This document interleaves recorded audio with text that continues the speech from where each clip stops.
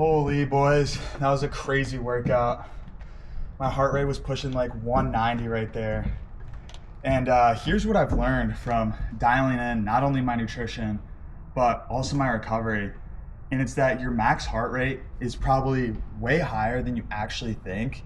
You're just still eating a ton of processed foods, junk food, your body's staying under recovered, and your body just won't let you push as hard as it can actually go. And back before I had my protocols in place, I would hit 180 heart rate and I would think that's like almost my absolute ceiling. Like I thought maybe, just maybe I could hit 190. And then once I dialed everything in, I realized that my ceiling is probably closer to 210.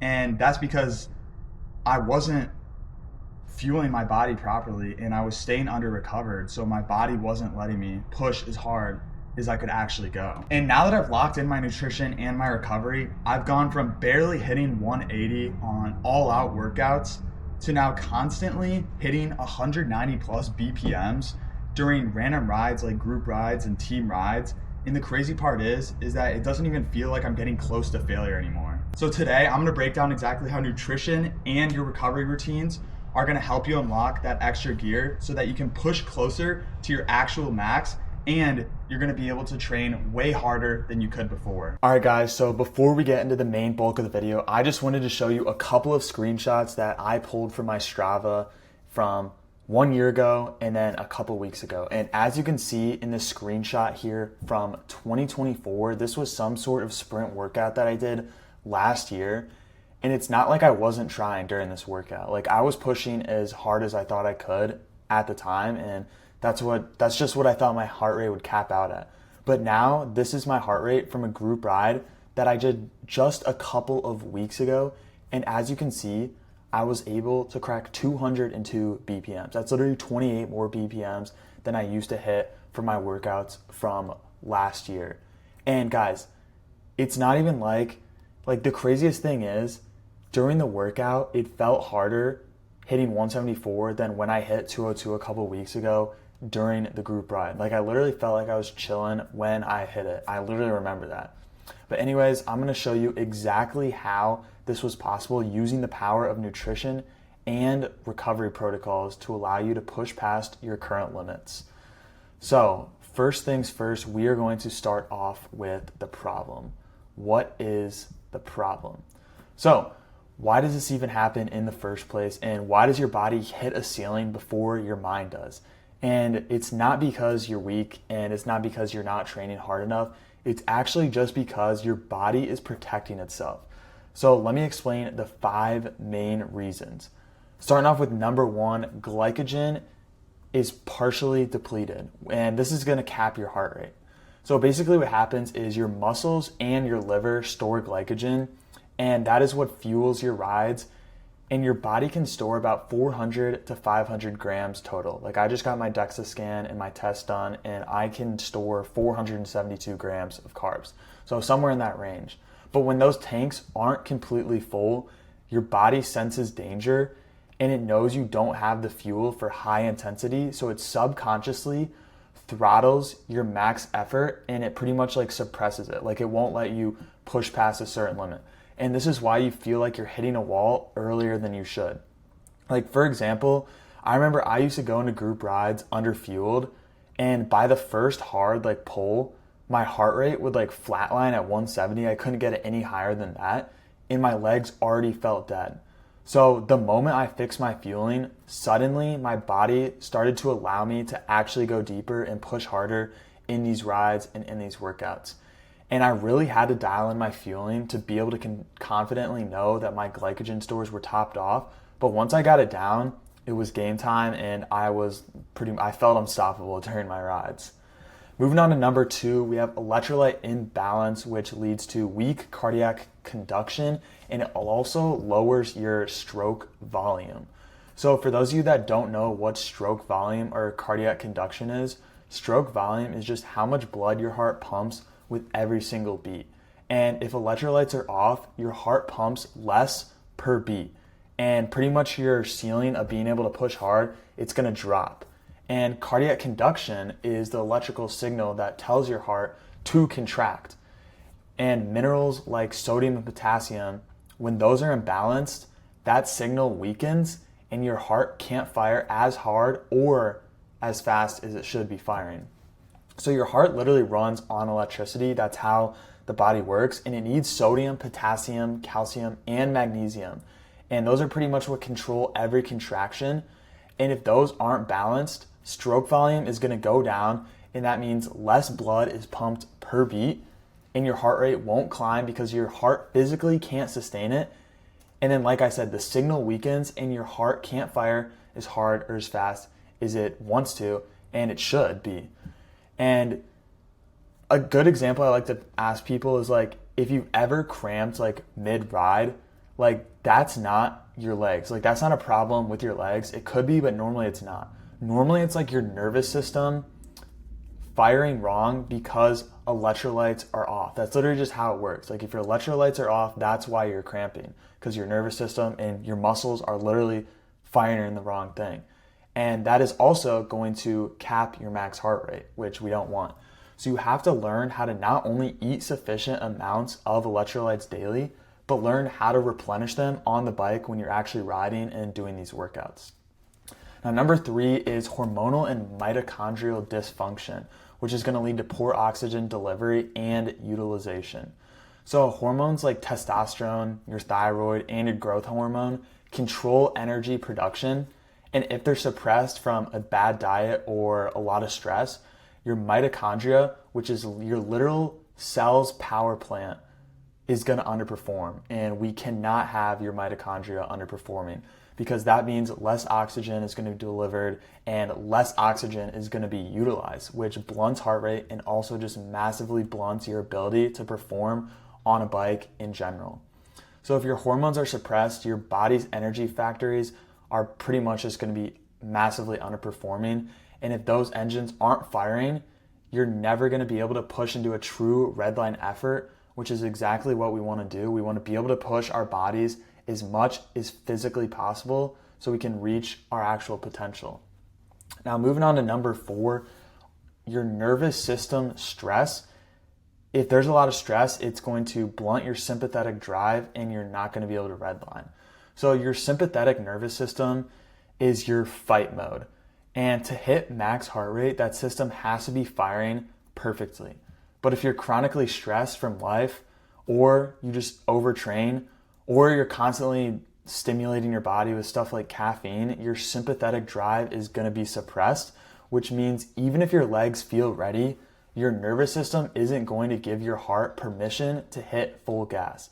So basically, it's like trying to sprint with the parking brake of your car still on. Like it's just not going to work. And a lot of cyclists ignore this, but it's a huge, massive problem that I see. And nervous system stress is going to cap your ceiling and not allow you to push past that ceiling. And you have to learn how to balance and control this if you really want to, first of all, raise your ceiling and then be able to actually reach your ceiling. Now, number 5 is chronic under recovery, which your body is going to protect itself by suppressing your ability to perform at an intense pace. So I saved the best one for last, and if your body isn't fully recovered, it will protect itself by suppressing your heart rate, and we do not want that. So that's why after back-to-back hard rides, sometimes like you can't hit numbers even if you're motivated and you have the drive and it feels like you have that energy for that day. The body literally says, nope, we're not going there today, because it senses danger and it's going to suppress your intensity. So I've seen this in my own training. Like a year ago when I didn't care about my sleep schedule, I would have a good week of sleep and then maybe I would feel good, but then the next week I would have a bad week of sleep. And what would happen is the ceiling of my heart rate would drop by like 10 beats. And what I did is all you have to do is like fix recovery and your heart rate is going to go back up and you're just going to raise your ceiling again. So the big idea is that your body isn't broken and your max heart rate isn't actually that low. It's just protecting itself. And if you want to raise your heart rate ceiling, you have to show your body it's safe to go there. And this is exactly how you're going to do it. You're going to dial in your nutrition and recovery, and then boom, your ceiling is literally going to raise, it's going to explode, you're going to have way more ability to push. And when your body has the fuel and it has the minerals, the hormones, and the nervous system is stable and all the recovery it needs, it finally lets you redline. So obviously those are some pretty broad terms, so let's break them down. All right, so starting off with nutrition. Most cyclists don't actually have a training problem, they just have a fueling problem. And if you're running on bad fuel, processed carbs, junk food, or other empty calories, your body is always going to feel stressed, sluggish, and it's going to be capped.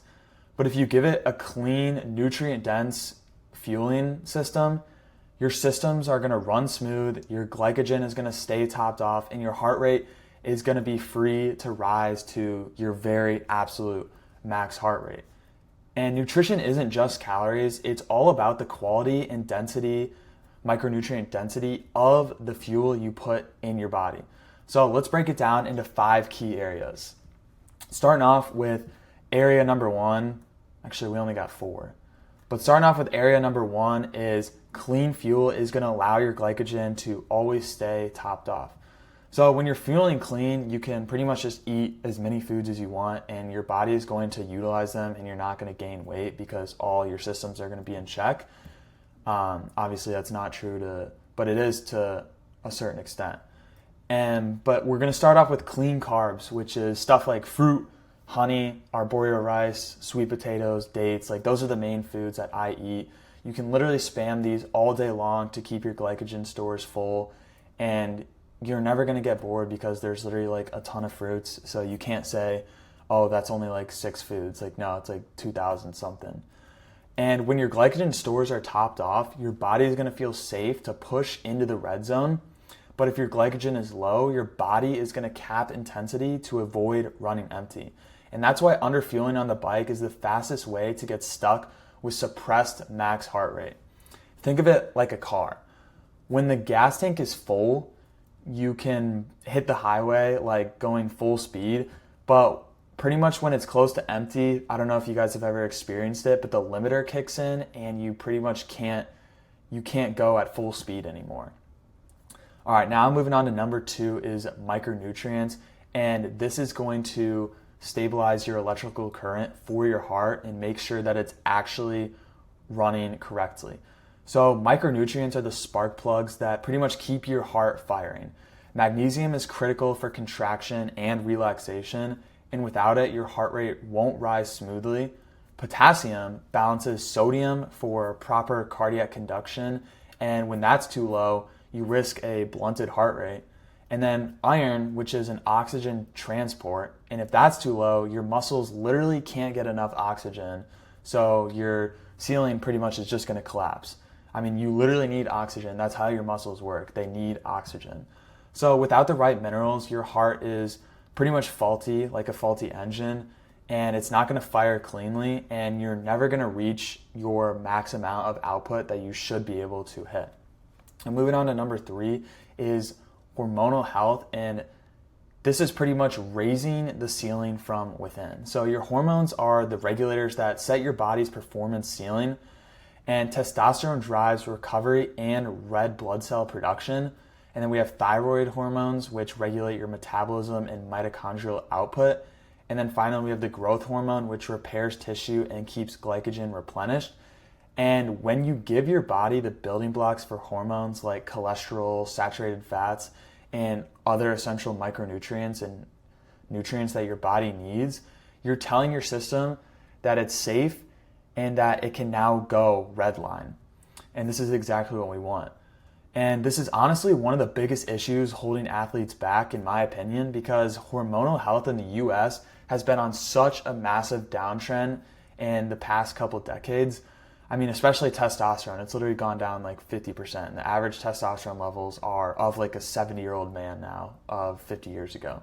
So pretty much testosterone, thyroid function, and growth hormone levels have all dropped year after year. And most people walk around with completely out of balance hormones without even knowing it. And low hormones means low recovery, low red blood cell production, and mitochondria that underperforms.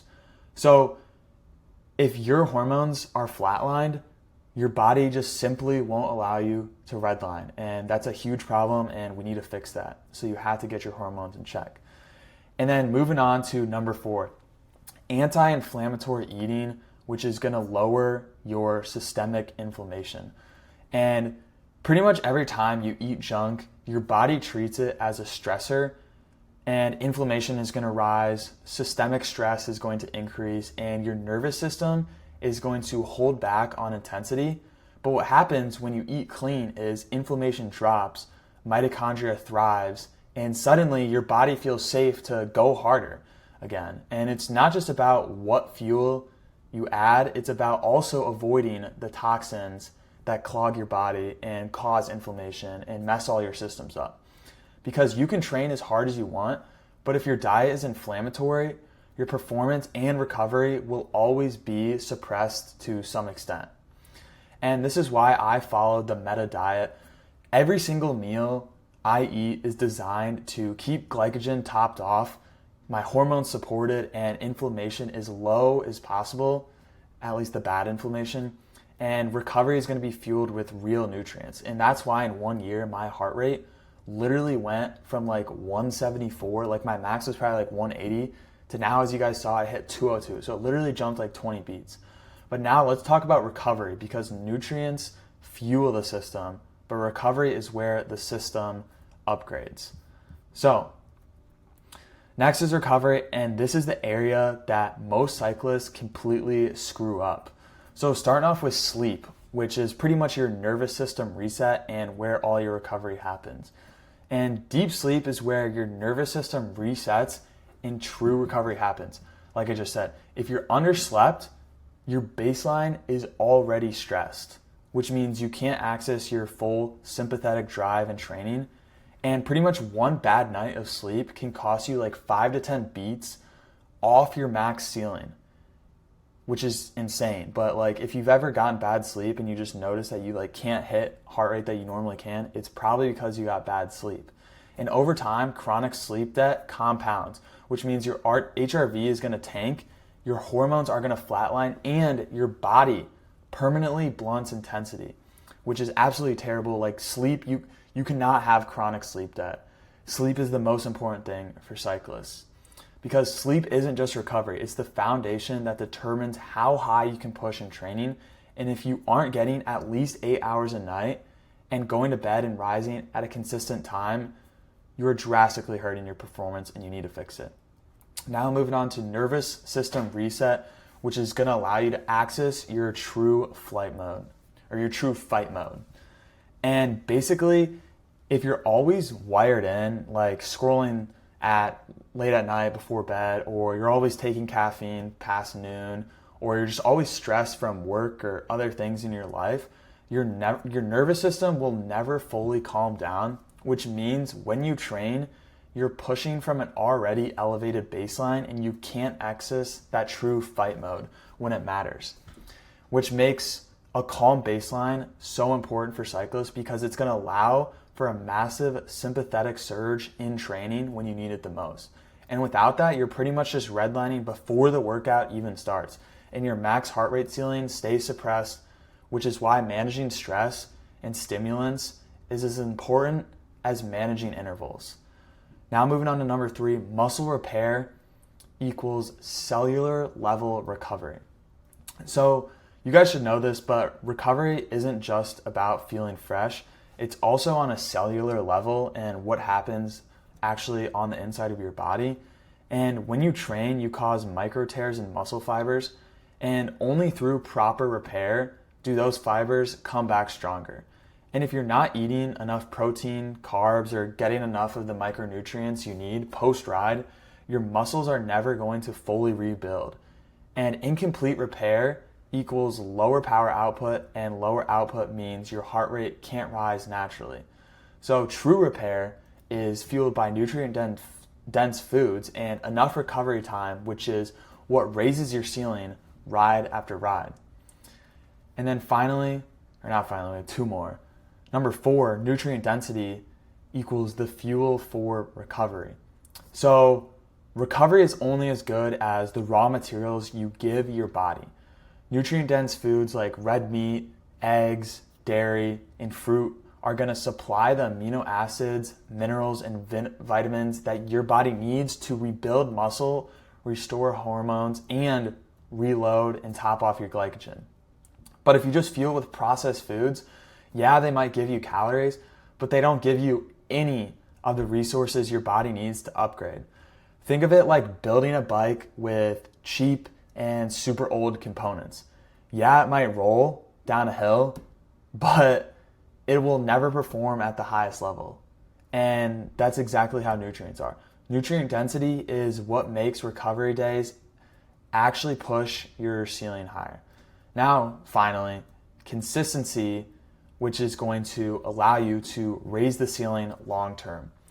When you stack day after day of high quality recovery, your ceiling rises permanently. And that's why some weeks you feel unstoppable and other weeks you feel capped at 20 beats lower. It's not just about how hard you train, it's about whether you recover consistently and whether your recovery is consistently supporting adaptation. Consistency in sleep, stress management, and nutrition compounds over weeks and months, and that's when you actually see massive jumps in performance and heart rate capacity. So the bottom line is pretty much that recovery is where your ceiling is raised and training just tests it. So if you dial in your sleep, nervous system resets, and muscle repair, your nutrient density, and consistent habits, your body is finally going to give you permission to push into the higher gear and actually allow you to redline. So now let's look at what happens when once all this is dialed in, this is what actually happens, and it's what I like to call the real unlock. Okay, so here is what it looks like in 2024 for me doing workouts. Pretty much every single workout I was capped around 180, even if I tried to push like physically as hard as possible, like literally go until I threw up. This is what my heart rate would get. Like you can see like 176. You can see all of these are structured workouts of me going all out. And my legs would just constantly feel heavy. My heart rate wouldn't rise. And mentally, it felt impossible. But after fixing nutrition and recovery, this is what happened. I have many. I started breaking 190 consistently. I mean, literally look at this. 188, 189, 202, 188, 190, 191. I have a 195 one, but I think I forgot to put it in there. And like, this is literally just like insane. That 1 year difference, like I never thought I would be able to even get close to 185 or 190. I thought 180 was where I capped out. And it's not even that these are just spikes. Like these are numbers that I can consistently hold without panic, and like I actually feel good. And that's my body like finally allowing me to hit my true max output, which is what allowed me to ultimately put out more watts, have better endurance, and have a race winning edge, because this allows me to attack even when we're at super high intensity. So pretty much when your body feels safe, fueled, and recovered, and it's all balanced, it finally gives you permission to go unlock your full potential and redline. So if you've been stuck at the same max heart rate for years, you need to stop blaming your genetics, because I can tell you, I used to think it was just genetics. Like, yeah, like my heart rate doesn't go past 180. Like that's just how it is. And I would see all these people push over 200 and I was like, dang, like I wish I could do that. Which I didn't know, but I actually can do that. And you probably can too. And even if you're already over 200, you probably can push 210, 220, maybe even higher. But pretty much what it all comes down to is you need to fix your glycogen, your electrolytes, hormones, nervous system stress, and recovery. And once you do that, you'll unlock 10 plus more beats per minute in your heart rate instantly. And that's the difference between hanging on and actually attacking. So if you want to see the exact system I use, my meta diet food list, my recovery protocols, and all my daily routines, hit subscribe and send me a DM on Instagram. And this is the exact system that I use to dominate group rides and races.